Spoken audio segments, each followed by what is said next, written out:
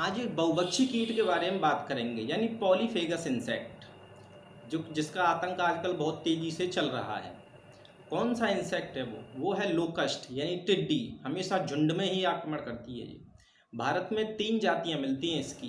पहली migratory locust जिसे प्रवासी टिड्डी कहते हैं, दूसरी बॉम्बे लोकस्ट जिसे बम्बैया टिड्डी बोलते हैं, और तीसरी है डिजर्ट लोकस्ट जिसे रेगिस्तानी टिड्डी कहते हैं। तो यही इम्पोर्टेंट है आपके लिए रेगिस्तानी टिड्डी, क्योंकि यही सबसे खतरनाक है और इसी का आक्रमण आजकल चल रहा है। तो इसके बारे में बताते हैं यह किस ऑर्डर की है, यानी यह कीट किस ऑर्डर में आता है। तो ये ऑर्थोप्टेरा ऑर्डर में आता है। कैसे पहचानोगे आप ऑर्थोप्टेरा ऑर्डर के कीटों को? देखिए, ऑर्थोप्टेरा 2 शब्दों से मिलकर बना है। एक ग्रीक वर्ड और ग्रीक वर्ड से मिलकर बना है ऑर्कोस। ऑर्को जिसको हम कहते हैं स्ट्रेट, स्ट्रेट यानी पैट्रोन। पैट्रोन किसे कहते हैं? विंग्स को कहते हैं। यानी कि ये ऐसे कीट जिनकी पंख स्ट्रेट होती हैं, सीधी होती हैं, वो ऑर्थोप्टेरा ऑर्डर में आते हैं। यानी कि ये तो इसके शब्द के बारे में हो गया कि ऑर्थोप्टेरा का मतलब क्या है।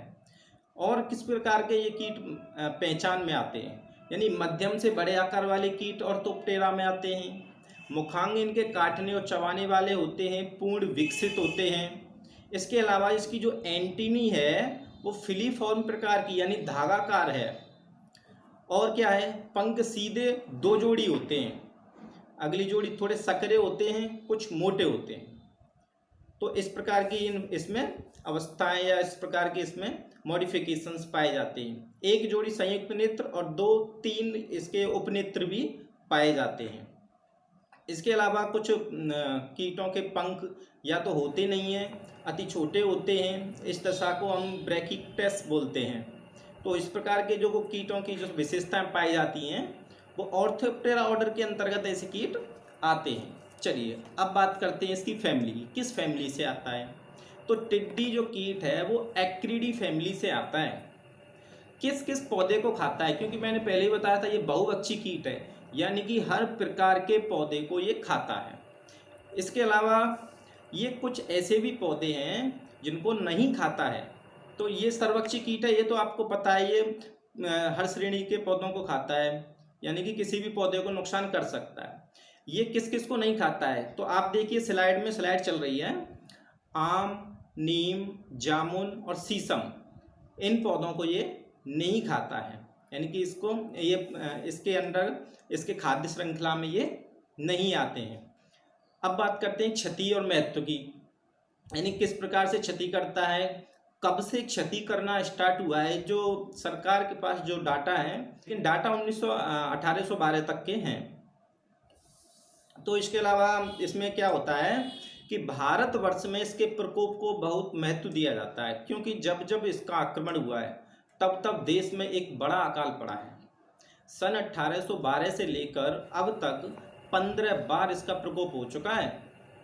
एक वैज्ञानिक अनुमान के अनुसार जो टिड्डियां हैं वो अपने आक्रमण से चमन को वीरान कर देती हैं, यानी कि जहाँ हरियाली है वहाँ फूल खिल रहे हैं, अगर वहाँ पर टिड्डियों का आक्रमण हो जाता है यानी कि उस चमन को ये वीरान बना देती हैं। इसके जो शिशु हैं वो शिशु अवस्था और प्रौढ़ अवस्था दोनों ही क्षति पहुँचाती हैं। ये घने ग्रुप में चलते हैं, यानी कि समूह में चलते हैं, और जंगल, बाग, फसल सबको नष्ट करते हुए चलते हैं। जहाँ पर भी ये टिड्डियाँ ठहरती हैं वहाँ उसकी जो क्षति है वो अकाल जैसी स्थिति पैदा हो जाती है। वहाँ अत्यंत क्षति करती हैं। जहाँ पर रात में, क्योंकि रात में तो ये उड़ान नहीं भरती हैं, हमेशा दिन के उजाले में ही ये एक जगह से दूसरी जगह उड़ान भरती हैं हवा के दिशा में। तो जहाँ पर ये शाम को ठहरती हैं वहाँ पे अकाल जैसी स्थिति पैदा कर देती हैं। एक टिड्डी दल 2.5 किलोमीटर फैला रहता है। इसमें 100 मिलियन तक टिड्डियाँ होती हैं और वे लगभग 300 टन भोजन एक दिन में चट कर जाती हैं। 300 टन बहुत अधिक आंकड़ा है ये। 300 टन तक भोजन ये एक दिन में चट कर जाती हैं।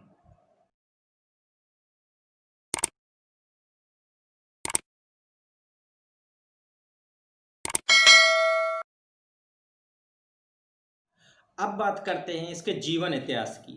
इसके जीवन इतिहास में 3 अवस्थाएं मिलती हैं। कौन कौन सी ये तीनों अवस्थाएं?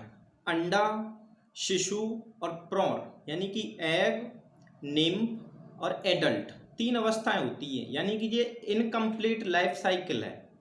दो प्रकार की लाइफ साइकिल होती है, एक होती है इनकम्प्लीट और दूसरी होती है कंप्लीट।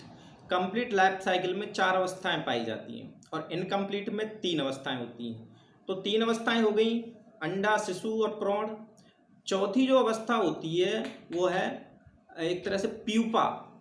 प्यूपा चौथी अवस्था होती है। जिन कीटों की लाइफ साइकिल में ये प्यूपा की अवस्था जुड़ी होती है वो कंप्लीट लाइफ साइकिल कहलाती है। अब बात करते हैं एग की, यानी कि अंडे की।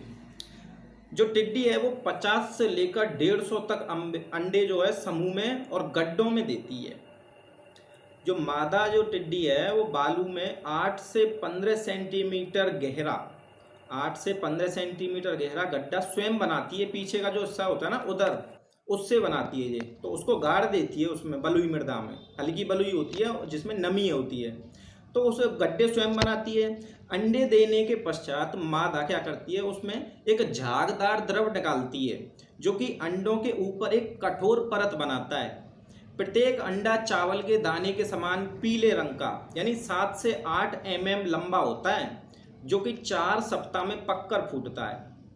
अंडे के पूर्ण विकसित होने के लिए भूमि में निश्चित नमी का होना अति आवश्यक है। यानी कि अंडा तभी पककर फूटेगा जब मिट्टी में थोड़ा बहुत पानी यानी कि नमी रहेगी। यदि यह नमी वर्षा के द्वारा पूरी हुई तो यह अंडे फूट जाते हैं और उनसे एक विशेष प्रकार के शिशु निकलते हैं जिनका शरीर एक पतली झिल्ली से ढका रहता है। ये ऊपर की झिल्ली को गिरा करके साधारण शिशुओं में परिवर्तित हो जाते हैं। जितनी बार ये अपनी ऊपर की झिल्ली यानी परत को उतारते हैं उतनी ही बार इनमें विकास होता है। तो इनके विकास की कई अवस्थाएं हैं, उनको अभी बताते हैं एक एक करके। तो ये तो हो गया अंडा के बारे में। तो दूसरी जो अवस्था है वो है शिशु, यानी कि अंडे के बाद उसमें से निम्फ निकलता है यानी शिशु निकलता है। तो अंडे से निकलने के बाद शिशुओं का जो रंग है, आकार है और स्वभाव है, इस बात पर निर्भर करता है कि वे किस फेज के हैं। यानी कि इसमें जब अंडे से जब बच्चा बाहर निकलता है, शिशु बाहर निकलता है, तो 2 फेज बन जाती है टिड्डी में। कौन कौन सी फेज हैं वो? एक है सोलेटरी फेज और दूसरी है ग्रेगेरियस फेज। ये 2 फेज बनती हैं। ये शिशु 5 बार त्वचा निर्मोचन करते हैं, यानी कि अपनी जो स्किन है, ऊपरी स्किन, इसको 5 बार उतारते हैं। यानी कि 5 बार ही अपने शरीर को बड़ा करते हैं ये। अब क्या हुआ, इन्होंने निर्मोचन कर दिया, मतलब अपनी स्किन को उतार दिया। अब स्किन को उतारने के बाद 3 से 10 सप्ताह में वातावरण की दशाओं के अनुसार जो बड़ी जो टिड्डियां हैं उसमें ये बदल जाते हैं, यानी कि प्रौढ़ बन जाते हैं। तो प्रौढ़ टिड्डियों में बदल जाते हैं। इसमें क्या होता है कि 10 से 15 दिन बाद, यानी प्रौढ़ बनने के 10 से 15 दिन बाद फिर से ये मैथुन करते हैं। तो मैथुन जब करते हैं तो उसके बाद सैलेटरी फेज के जो शिशु हैं वो कैसे होते हैं, प्राय हरे रंग के होते हैं। जो सैलेटरी फेज है उसके जो शिशु हैं वो हरे रंग के हैं और साधारण टिड्डों की भांति व्यवहार करते हैं, मतलब साधारण जो टिड्डे होते हैं उसकी तरह व्यवहार करते हैं। और क्या होता है, और अलग अलग रहते हैं। ये टिड्डी जो अभी झुंड में जो टिड्डियाँ आ रही है इसकी तरह ग्रुप में नहीं रहते। सैलेटरी फेज के जो इंसेक्ट हैं, जो टिड्डियाँ हैं, वो अलग अलग रहती हैं, उसमें साथ रहने की प्रवृत्ति नहीं पाई जाती है। और क्या होता है, जो ग्रेगेरियस फेज है इसके जो शिशु है वो काले रंग के होते हैं। यानी सोलेटरी तो हरे रंग के हो गए, ग्रेगेरियस कैसे होते हैं, काले रंग के होते हैं। और इसके पहले कि ये प्रौढ़ टिड्डियों का वर्णन किया जाए, यानी कि जो मैं आगे के बारे में बताऊं, तो उससे पहले आप ये समझ लो कि ये सोलेटरी और ग्रेगेरियस फेज को आप बिल्कुल अच्छी तरह समझ लो। अब आगे क्या होता है कि जी ग्रेगेरियस और सोलेटरी फेज के बारे में बता दूं।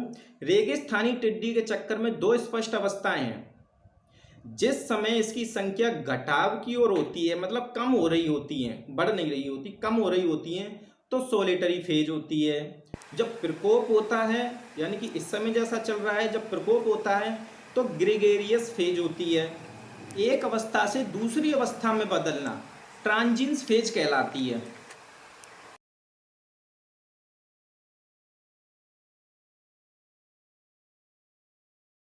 तो इन तीनों अवस्थाओं में एक टिड्डी की जाति के स्वभाव एवं आकार में इतना अंतर होता है कि मालूम पड़ता है कि ये कोई अलग अलग जातियां हैं। सोलेटरी अवस्था में टिड्डियां साधारण टिड्डों की तरह यदा कदा प्रजनन करती हैं, अतः इस अवस्था में यह ज़्यादा ध्यान आकर्षण नहीं करती हैं। परंतु जब इसके प्रकोप के लिए मौसम अनुकूल होता है तो इस समय से सोलेटरी अवस्था से ट्रांजिन्स अवस्था में होती हुई ये ग्रेगरियस अवस्था में आती हैं और प्रजनन का कार्य यदा कदा के बजाय बहुत तेजी से प्रारंभ कर देती हैं।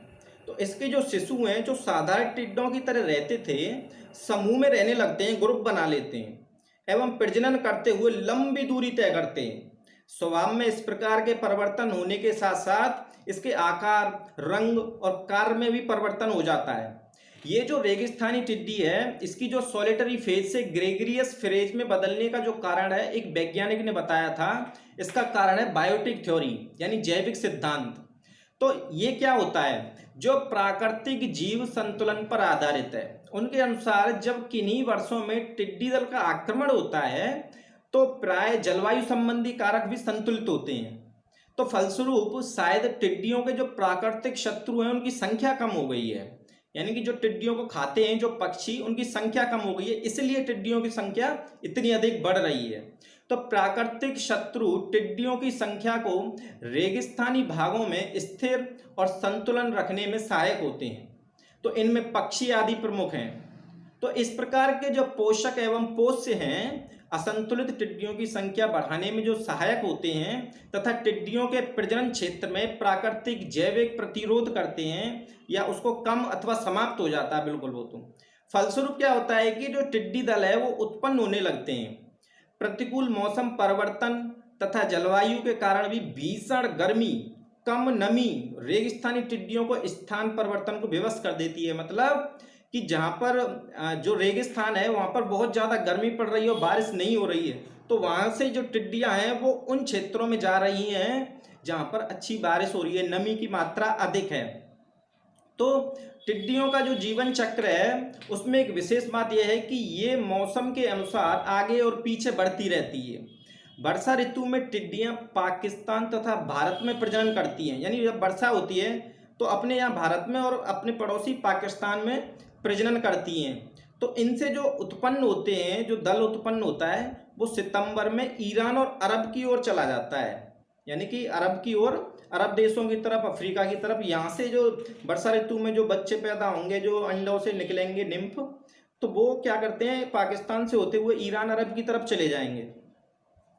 तो उनसे उत्पन्न दल उधर चला जाएगा, जहाँ की क्या होगा, वहाँ पर जाकर बसंत और शरद ऋतु में वहाँ वर्षा होती है, तब तक वो वहाँ पहुँच जाते हैं। तो वहाँ पर इनका प्रजनन चलता रहता है, यानी कि बसंत ऋतु में वहाँ प्रजनन चलता है, वर्षा ऋतु में यहाँ चलता है। यहाँ से टिड्डियाँ पैदा होकर वहाँ जाती हैं और वहाँ से फिर प्रजनन करके मई जून के महीने में वहाँ से वापस पुनः पाकिस्तान तथा भारत की ओर आती हैं।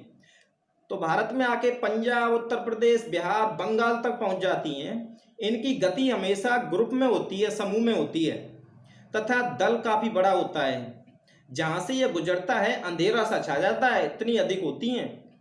टिड्डियाँ हवा के विपरीत नहीं चल पाती, ध्यान रखना। अतः बरसात में जब पुरवैया जो हवा चलती है, पूर्वा हवा, उसके साथ पुनः वापस लौट पड़ती हैं ये। इस समय जो इनकी संख्या है वो कम रह जाती है। जब ये राजस्थान और पंजाब के रेतीले भागों में प्रजनन कार्य शुरू करती हैं, जिनसे उत्पन्न दल ईरान व अरब की ओर जाड़ों में जाते हैं। तो इस प्रकार से उनके क्रम जारी रहते हैं, आना जाना उनका इधर से उधर लगा रहता है। तो जो प्रौढ़ टिड्डियां हैं वो 8 से 10 मील प्रति घंटा, जिनकी अधिकतम गति 18 किलोमीटर होती है, उड़ती हैं। और ये प्रकाश में ही सक्रिय रहती हैं, अंधेरे में नहीं उड़ती हैं, रात में नहीं उड़ती हैं। तो इसकी जो प्रौढ़ अवस्थाएं मैंने पहले भी स्टार्टिंग में बताया था, 3 अवस्थाएं हैं।